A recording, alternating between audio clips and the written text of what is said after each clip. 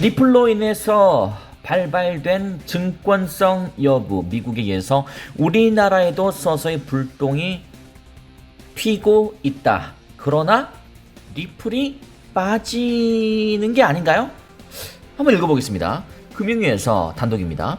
현재 거래 중인 증권성 토큰도 조사 제재 가능하다. 그러나 보시는 것처럼 리플은 없는데요. 2022년 8월 4일 목요일 아침 오늘의 암호화폐 소식, 오늘 단독입니다. 금융위원회에서 현재 거래 중인 증권성 토큰도 조사 제재 가능하다. 우리나라에서도 가능하다.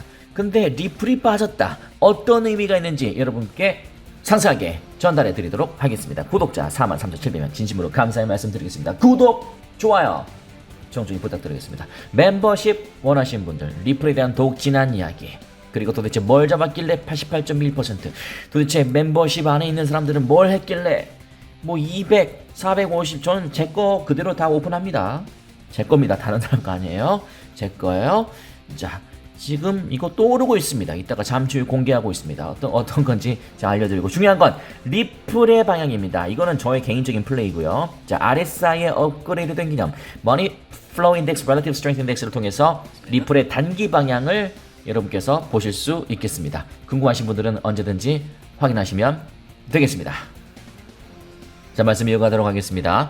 자, 단독 속보인데요. 금융위에서 현재 거래 중인 증권성, 자, 이게 무슨 말이냐면 연내 나올 증권형 토큰 규율 방향은 별개다. 현행법상 증권 명백하면 금감원이 나설 수 있다. 5대 거래소 심각한 상황이다. 닥사서 뭔지 이따 알려드릴게요. 리플 대법원 판단도 중요하다. 국내에 영향을 미칠 것이다. 자, 미국 SEC가 증권으로 판단한 암호화폐들 앰프, 랠리, 데리바다오, 오라클 네트워크, 라리 거버넌스 토큰, 파워레저, 크로마티카, GFX 파이낸스, LCX 등 총 9개 암호화폐입니다. 근데 중요한 건 이 암호화폐는 국내 거래소에도 상장이 되어 있습니다. 코빗, 앰프는 코빗에 상장되어 있고요. 그 다음에 랠리, 빗썸, 업비트, 코빗에 들어가 있습니다. 그리고 파워레저, 빗썸과 업비트에 상장되어 있습니다. 근데 중요한 것은 SEC가 증권으로 판단한 가상자산에 리플이 들어가야지 맞지 않나요? 왜냐면 지금 쟤네들이 중요한 게 아니고 리플이 중요하잖아요. 13억 달러가 걸려있는데, 근데 SEC가 증권으로 판단한 가상자산에 여기에 들어가지 않고 소송 중이니까 그런가요? 소송 중인 게 뭐가 중요합니까? 본인들 이속만 챙기는데 본인들도 뭔가 생각이 있는 게 아닌가요? 어쨌든 간에 국내 거래소에 상장되어 있는 5대 거래소에 모두 상장되어 있는 리플이 빠졌다. 어떤 의미인지 저의 의견을 여러분께 또 한번 서서히 풀어보도록 하겠습니다. 일단 한번 어떤 내용인지 보죠. 금융당국이 연말 발표한 증권형 토큰 규율 방안과는 별개로 현재 거래 중인 토큰이 현행법상 증권임이 명백하면 금감원이 조사에 제재할 수 있다. 무슨 말씀인지 아시겠죠? 현행법상 증권이면 금감원도, 우리나라 금감원도 나서겠다. 국내 가상자산거래소에는 비상이 걸렸다. 왜냐면 아까 제가 보여드렸던 것처럼 실제 우리나라에 상장된 그런 암호화폐들도 있기 때문이죠. 그래서 현행법상 증권임이 명백하면 금감원이 조사에 제재할 수 있다 라고 이야기했습니다. 연말까지 발표할 증권형 토큰 규율 방안 가이드라인에서 명확히 할 방침이다. 서서히 우리나라도 그런 느낌이 좀 생기는데 한번 더 보겠습니다. 이는 미국 SEC의 판단만 바라보고 있는 국내 가상자산 시장과 달리 금융당국의 독립적인 판단을 내려올 가능성을 시사한 것으로 보인다. 동시에 증권형 토큰 규율 방안과는 별개로 거래소의 자율적인 규제를 촉구한 것으로 풀이된다. 자, 저는 개인적으로 이 부분이 중요하다고 생각합니다. 증권형 토큰 규율 방안과는 별개로 거래소의 자율적인 규제를 촉구한 것으로 풀이된다. 이거 굉장히 호재죠. 거래소의 자율적인 규제. 왜냐면요, 저는 이렇게 풀이가 됩니다. 방금 기사는요, 여기까지 기사는 이 금융감독원은 주식이잖아요. 아직 암호화폐는 오히려 여러분 또는 우리가 훨씬 더 전문가예요. 우리가 훨씬 더 많이 투자해봤고 훨씬 더 견문과 식견이 넓습니다. 외람되지만 저는 그렇게 생각합니다. 우리가 훨씬 낫다고 저는 생각해요. 늦게 공부해서 증권성 따지는 건 저는 거기에서는 정말 오류가 굉장히 많을 거라고 생각됩니다. 만약에 그런 식으로 된다면요. 굉장히 많을 것이다. 우리는 아주 수년 전부터 투자를 해왔잖아요. 근데 무슨 금감원이 이제? 그렇기 때문에 차라리 거래소에 자율적인 규제를 주는 게 훨씬 나아요. 왜냐면 거래소가 훨씬 전문가니까요. 이거 아주 좋습니다. 그리고 왜 그런지는 제가 또 추가로 말씀드릴게요. 자, 9개 아까 암호화폐 증권이라고 규정했잖아요. 상당히 심각한 상황으로. 자, 닥사에서도 의견을 취합하고 있다. 닥사가 뭔지 아시나요? 닥사는 빗썸, 코인원, 고빗, 고팍스, 또 하나 빠졌네. 업비트가 있구나. 업비트가 모여서 구상한 디지털 자산 거래소 공동협의체를 닥사라고 합니다. 상식으로 익혀두시고요. 이 9개의 가상자산을 증권형으로 지목했다.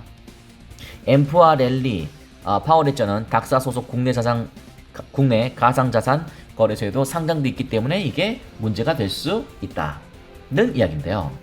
그런데 증권형 토큰으로 분류될 수 있는 소지가 있는 가상자산을 외부 자문을 포함해서 내부적으로 이미 체크하고 있습니다.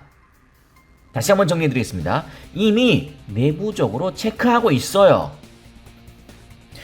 이 5대 거래소 닥사는 다 자체 또는 다양한 본인들의 방법대로 증권형을 다 구분하고 있다 이 말입니다.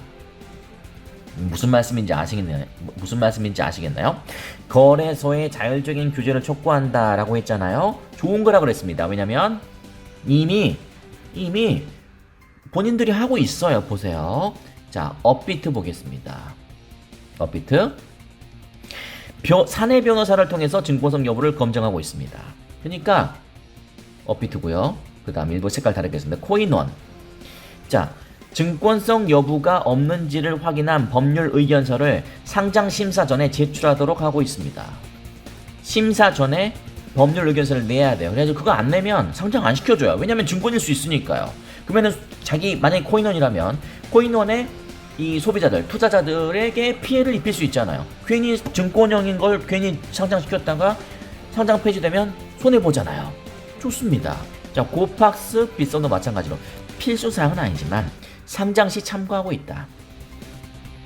코빗은 내부 법무팀이 증권형 토큰 여부를 검토하고 있다. 좋습니다. 이거 고팍스와 빗썸은 좀 약하지만 나머지 것들은 다 법률 의견서를 얘기하고 있다. 자체적으로 다 하고 있습니다. 그러니까 리플도 다 했어요. 다 했다고요. 하지만 증권형 토큰의 범위가 명확하지 않기 때문에 이 같은 자체 법률 검토가 당국의 법적 판단과 같을지는 보장하기 어렵다. 맞는 말이죠. 따라서 이번 금융당국의 방침에 따라서 국내 가상자산 거래소들은 보다 보수적으로 증권성을 판단해서 토큰 상장을 결정할 것으로 전망된다. 네, 그렇게 하세요.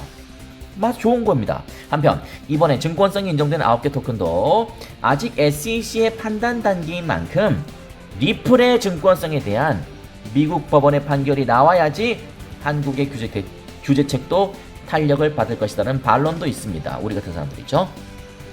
실제 코인베이스는 목록에 있는 가상자산 중 어느 것도 증권이 아니다. 아무것도 증권이 아니에요. 이미 코인베이스도 다 이렇게 하고 있습니다.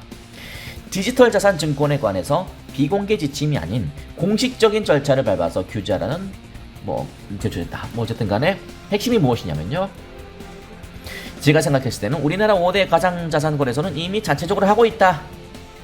그렇기 때문에 우리 5대 가상자산 거래소에서 거래되고 있는 또는 상장된 그런 암호화폐들은 1차적으로 자체적으로 증권이 아닌 것으로 판단하고 있다라는 뜻입니다. 그러나 당국의 법률 판단과 다를 수 있기 때문에 이 시간 이후부터는 더욱 보수적으로 증권성을 판단할 것이다 라는 이야기입니다. 일단 저는 이렇게 간단하게 좀 방송이 좀 길어졌는데요. 자, 일단은 SEC 우리나라는 일단 증권성보다는요. 일단은 세금이 더 중요해요. 우리나라에서는 맞잖아요. 근데 2년 유예하고 있잖아요. 제가 생각했을 때는요, 세금이 제일 중요하잖아요. 왜냐면 모든 소득에는, 우리나라에서 국내에서의 모든 소득에는 당연히 세금을 내야 되니까요. 세금 시스템, 세금 규율을 먼저 만드는, 2년 내에 먼저 만드는 것이 중요하고요.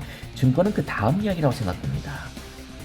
왜냐면 이게 시급하면 모르겠는데 이미 이 내부적으로 다 체크하고 있기 때문에, 일단은 아까 앞 기사 이거 있잖아요. 이거 거래소의 자율적인 규제를 촉구한 것으로 풀이된다. 네, 일단 이렇게 자유를 맡겨야 됩니다. 우리나라 5대 거래소요, 잘하고 있습니다. 자, 우리나라에서 5대 거래소, 원화를 통해서 암호화폐를 거래하기 위해서는 어떻게 되나요? 우리나라의 은행과 파트너십을 맺어야 됩니다. 코인원은 농협과 파트너십을 맺었거든요. 다른 암호화폐도 마찬가지잖아요. 최근에 고팍스도 뭐 전북은행인가요? 그죠? 아마 그럴 건데 다 맺었어요. 그 말은 다 어느 정도 검증이 된 암호화폐 거래소라 이 말입니다. 그러니까 이런 거래소의 자율적인 규제 촉구는 좋습니다. 아주 잘하고 있다고 생각하고요.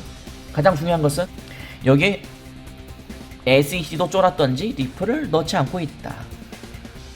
본인들이 큰 파장을 일으킬 줄 알아요. 그래서 우리나라에서도 안 하고 있다.